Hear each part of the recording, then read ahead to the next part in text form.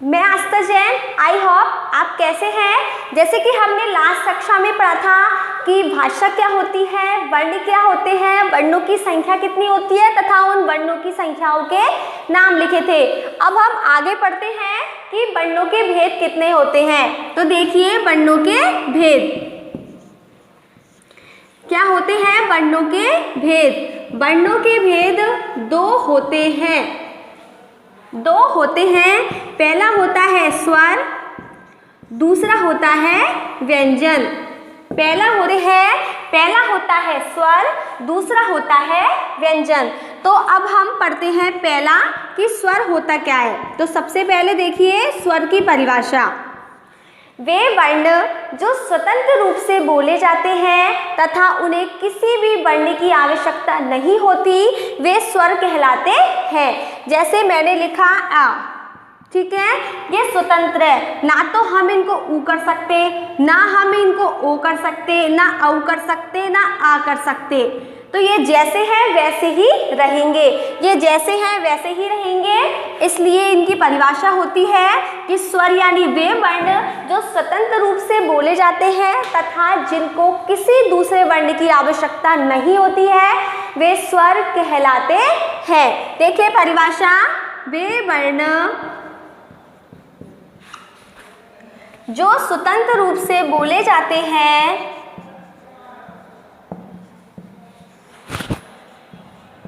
जो स्वतंत्र रूप से बोले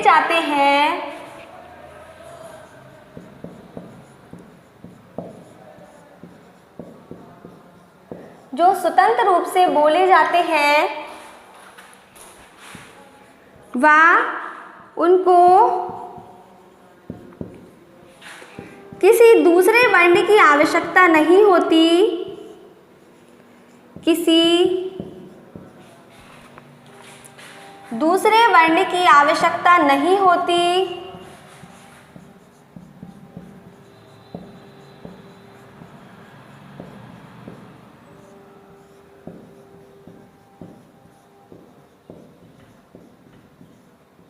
दूसरे वर्ण की आवश्यकता नहीं होती, वे स्वर कहलाते हैं।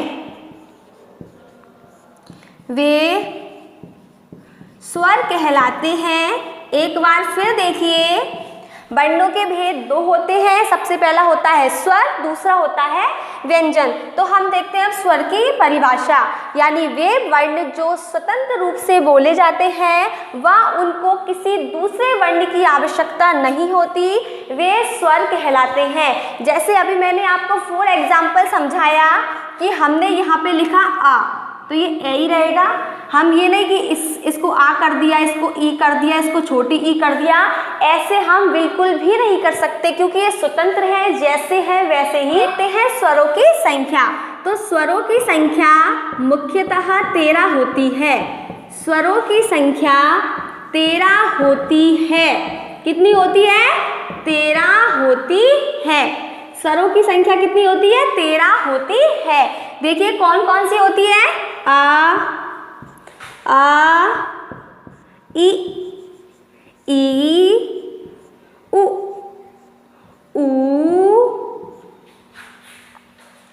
री ए ऐ ओ औ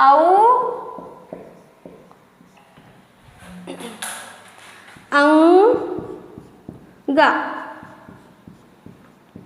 ठीक है, ये कितनी संख्या है स्वरों की? 13।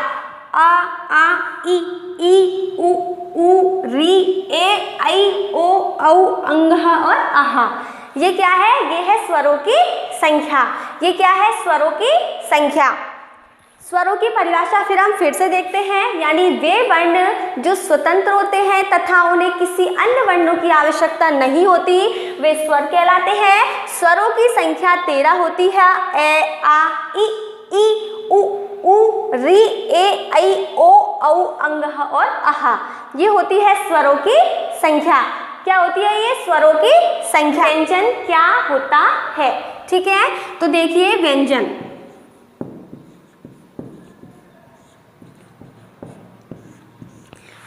वे वर्ण जो स्वतंत्र नहीं होते हैं तथा स्वरों की सहायता से बोले जाते हैं वे व्यंजन कहलाते हैं। यानी वे व्यंजन जो स्वतंत्र नहीं होते हैं तथा स्वरों की सहायता से बोले जाते हैं वे व्यंजन कहलाते हैं। वे व्यंजन कहलाते हैं। ठीक है, जैसे मैंने लिखा का, ठीक है, तो इस क के अंदर ए छुपा हुआ है। जब हम इसके टुकड़े करेंगे तो क आ, जब जा यदि इन दोनों को मिलाते हैं तब जाके क्या बनता है का। मैंने लिखा खा तो ख आ, जब जाके क्या बना ये खा। ठीक है, क्योंकि ये स्वरों के साथ मिलकर बने होते हैं। ठीक है, यानी व्यंजन स्वतंत्र नहीं होते हैं, स्वरों की सहायता से बोले जाते हैं। जैसे ये यदि कंप्लीट है तो इसमें ए छुपा हुआ है, ये का है तो आ छुपा हुआ है, की लिखते हैं तो छोटी ही छुपी हुई है। इस तरीके से व्यंजनों को स्वरों की सहायता से ही बोलते हैं। हम क्या करते हैं, स्वरों की सहायता से बोलते हैं। तो लिखिए परिभाषा, व्यंजन यानी वे वर्ण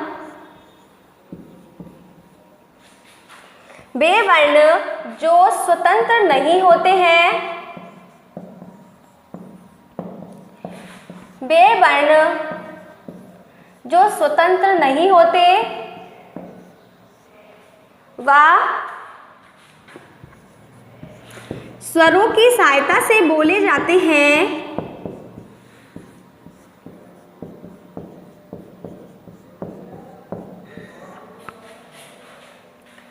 स्वरों की सहायता से बोले जाते हैं वे व्यंजन कहलाते हैं। वे व्यंजन कहलाते हैं।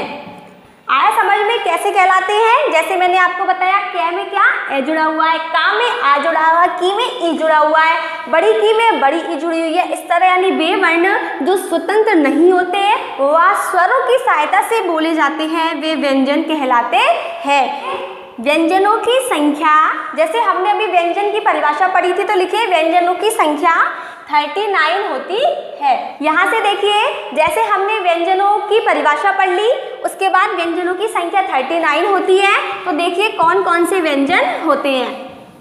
अपनी कॉपी में आपको अच्छे राइटिंग में नोट करना है। सबसे पहला का, खा, गा, घा, ण, च, छ, ज, झा, ण, ट, ठ, ड। ये जो मैं लिख रही हूँ इनको बिंदी वाले, इनको औचित्य वर्ण बोलते हैं। ढ, ण,